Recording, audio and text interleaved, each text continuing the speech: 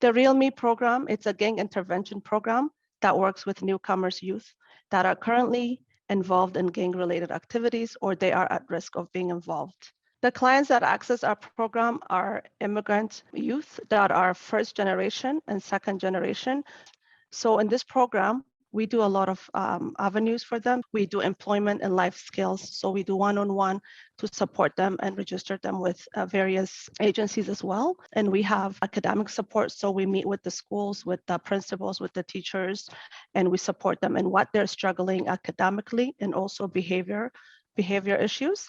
And we also support them finding pro-social activities that's suitable for the youth. So if a youth wants to play basketball, they want to play volleyball, you can name it, and we help them to support them. And we also do counseling. So if the youth is struggling with their families as well in various areas, we refer them out. And we also have in-home counseling support available as well. We also have mentoring. Mentoring is offered by volunteers in the community that are just wanting to help our young people to understand their value in life and what they can give back so that they have a better self-esteem of themselves. And we also help additionally with family support. So we have family support worker that actually helps the family on day-to-day activities, or if it's parenting issues, or if it's looking for a job or a settlement in Canada, or filing their paper like taxes, or if their PR is expired. So changes to the program since the pandemic began and during the pandemic, we take a larger focus on meeting clients' mental health, academic and basic needs support during the pandemic. For the youth, young persons, they have to switch to online schooling. The youth, they are not good in learning online. So it's quite a challenge there. And they have lots of stress, anxiety of online learning. So that's why we put a larger focus on meeting the mental health needs there. So we refer them to counseling. We brought more like tutors to the program. We provide free tutoring and try to be more creative, like on Zoom, on Microsoft Teams, even on the phones, WhatsApp, something like whatever online tools there. And even, for no matter for the youth or for the parents, starting pandemic, staying all the family members staying at home is kind of draining, right? Regarding like family dynamic, like relationships. So we brought a third-party mediator. And this mediator, and he knows the culture, he's very culture sensitive, and he helped us supporting the families to mediate, to alleviate the family conflicts or the culture clash between the youth and the families. So, and by this way, the mental health for the whole family improve a lot. And basic needs, especially for the parents, for the family, during the pandemic period, lots of families lost their jobs, and some even they don't lose their jobs, they are underemployed. So the family went through a lot, financial burden, financial challenges there. So we tried our best to connect the parents or families to some basic needs support. The most outstanding needs there for financial is renting. We partnership with different agencies, just try to connect them with like temporary renting, like rent subsidy program from Calgary Housing, temporary renting, and even some, we built more partnerships with ICANN for Kids, like we can deliver some gift cards for families on a regular basis, once a month, just we switch, maybe this month, these two families, next month, the other families, just to make sure each family can get more support here. And even during the pandemic, we expand our family support services to families. We created a parent support group, and we brought in more like educational workshop sessions. For example, we hosted a workshop, a presentation about self-care during COVID-19 for the parents. We connect parents for a session for how to monitor the online learning for your children when the pandemic started.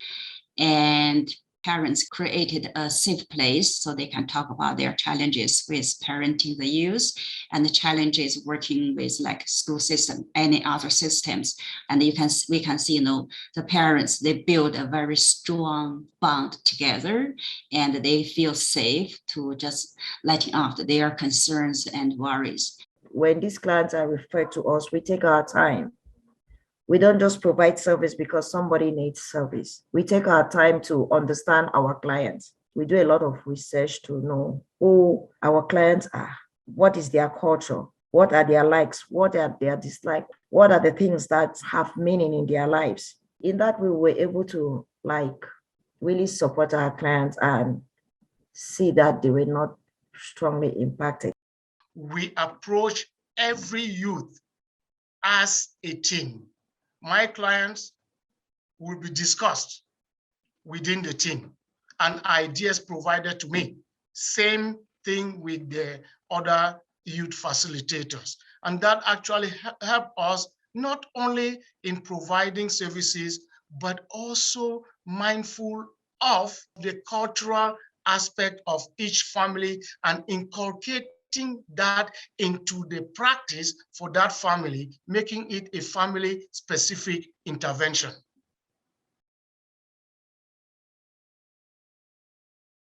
The Real Me program relies on a variety of measurement tools, and we utilize both qualitative and quantitative data to get a holistic evaluation of the program. We do an internal youth questionnaire, as well as utilize some standardized mental health assessments, such as the YLS-CMI, the PHQ-9 for checking for mental health disorders, and the CTAC screening, which checks childhood trauma and family trauma.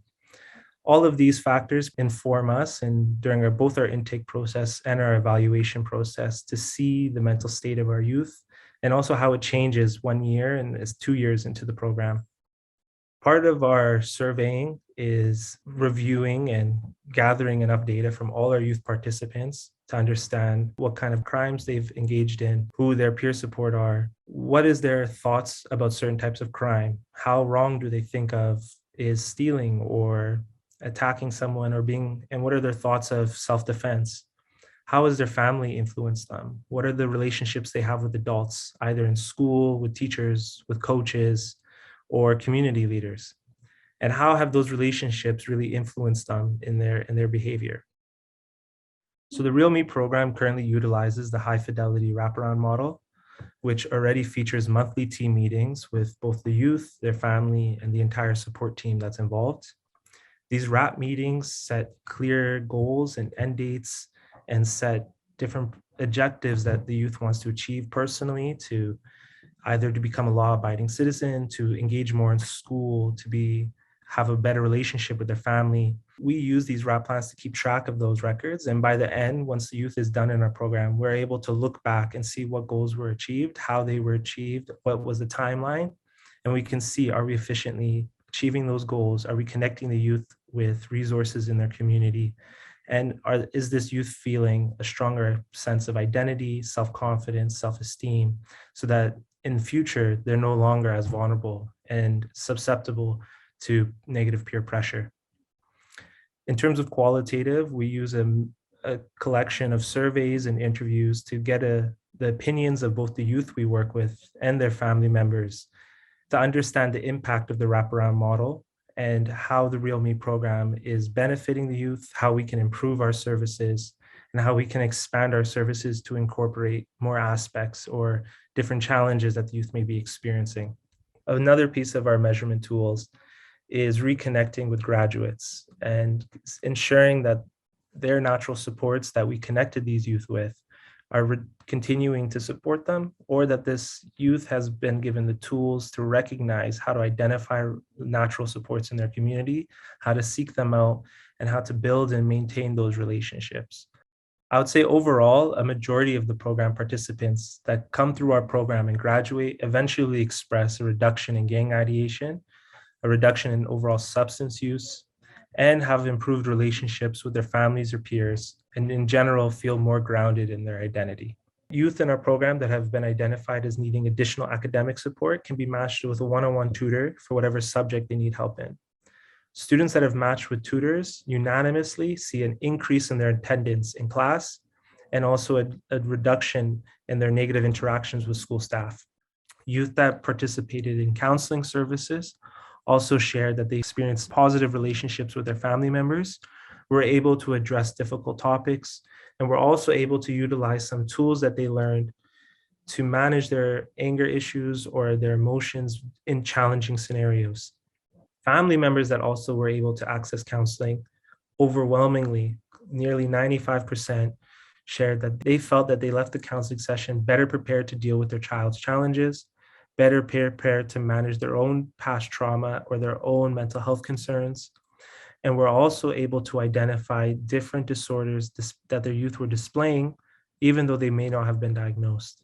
A lot of youth involved in the Real Me program are suspected of having defiance disorder or conduct disorder. Educating parents on different mental health disorders such as ODD, oppositional defiance disorder, or conduct disorder is an upgrade from ODD, better prepares parents to understand their youth, to understand where they're coming from, and adjust their parenting styles to better meet their needs, both within the home and outside of the home.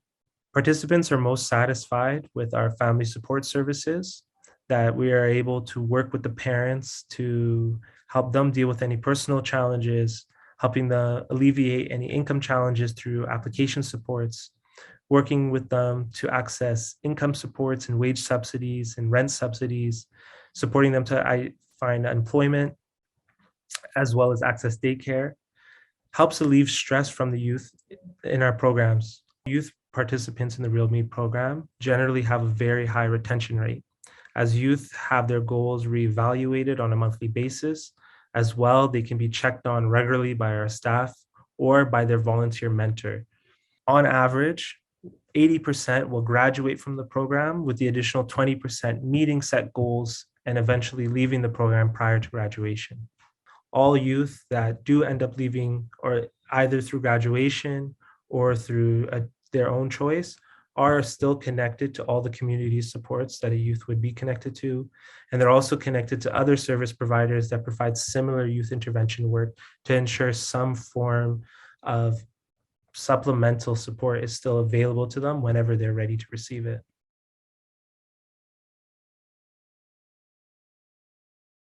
So moving forward, the Real Me program is aiming to pivot to meet new emerging needs that were revealed during the pandemic.